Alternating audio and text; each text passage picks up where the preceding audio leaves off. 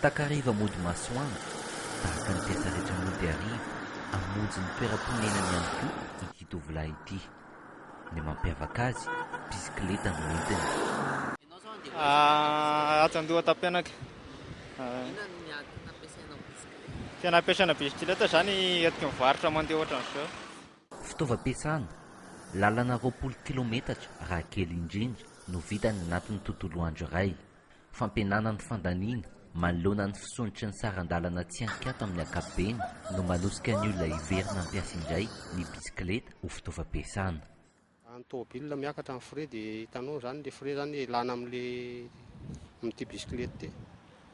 Dia koa amin'ilay lalana zany teritery dia tsy maintsy mitandrina ianao amin'ity bisikileta ity satria carrosserie tenany.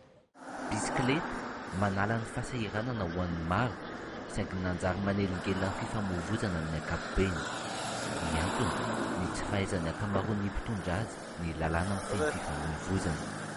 Izy aloha zany misy le sasany zany tena tsy manaraka lalàna mihitsy zany, fa ohatrany hoe zay tiany raha atao mihitsy natao fa tena na ianao mitondra tômôbila zany tena tsapa mihitsy hoe voahelingelina be no satria zalahy tsy tena hoe maka bombo, tsy tena maka sisiny zany fa ohatrany mahafahafa be zany mitondra le tômôbila amin'izy tena hita hoe miteraka loza mihitsy zany izy.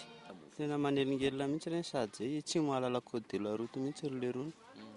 Zay no tena marina amin'ireny. Lasa voatery mitandrina be. Tsy maintsy mitandrina ianao ko. Raha tsy mitandrina ianao dia vodona izy. Inona ny eritreretina hoe tokony ho atao ho azy ireny na hoe zavatra ampiarina? Ohatra an'ireny tokony mba le ohatra lenan'ny lalam-baovana anosy be reny, fa na misy voatokana ho anazy, fa tsy mitsofoka amin'ireny satria fe mivarotra. Any Frantsa, ny 3,500 olona maty ny lozam-pifamoivoizana dia mpitondra bisikileta avokoa.